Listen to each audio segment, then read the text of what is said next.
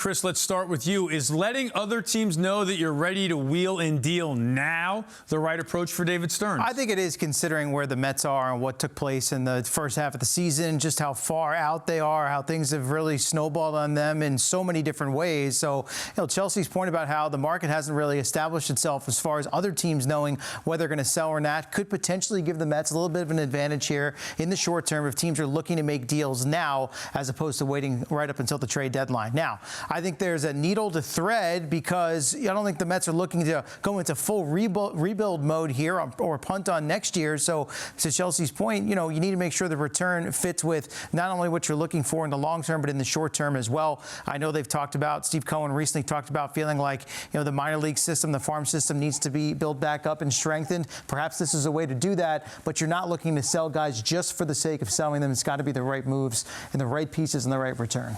As far as the approach, there's no surprise. When the team is 16 games under 500, it's obvious. The Mets are not in a position where it's kind of wishy-washy, where it's like, hey, we could go one way or the other.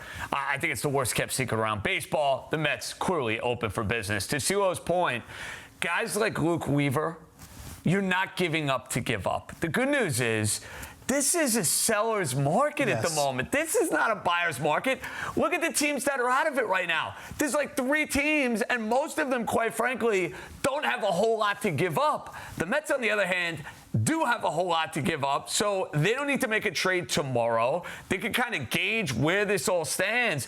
But I would hope by the time we hit early August, fellas, this team is in a much better position from an organizational standpoint where it's like, hey, they maximized the players they had.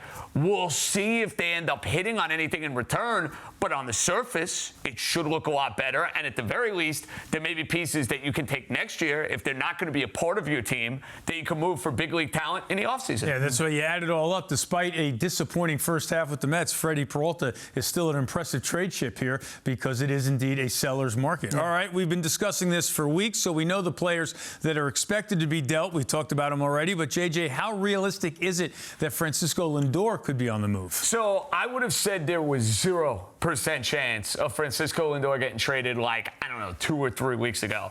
But if you kind of connect the dots, if you try to follow the smoke that's coming out over the last few weeks. No pun intended. Listen, there is a whole lot of smoke outside New York City, and there's more smoke that Francisco Lindor could potentially be going somewhere else.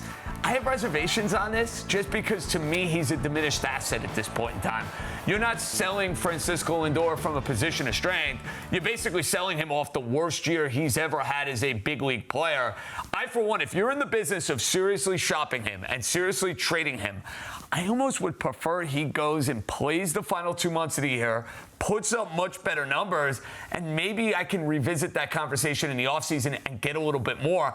Silo, he's not looking like Francisco Lindor. I want to get more. Yeah, I don't think it's the right time to make that particular move. I understand maybe there's other factors at play here, and the Mets are feeling like there's got to be some sort of big, bold move as they're sort of already made significant changes to the core and the overall look at the team in the offseason. I don't know if Lindor is the next domino to fall, but yeah, trading a guy who still has quite a significant amount of money remaining on his contract at essentially his lowest value, to me, doesn't really make a lot of sense, isn't good business. To JJ's point, though, he's got to be able to get back to somewhat close to the level he was at coming into this season if it's something that they can revisit, or if Steve Cohen wants to do what he did with some assets years ago, eat some of the money to get back the better prospect. I suppose that's a possibility as well. Yeah, you definitely have to eat some of the money if you're looking to move Lindor. But one team told SNY's Jim Duquette that Lindor is, quote-unquote, immovable.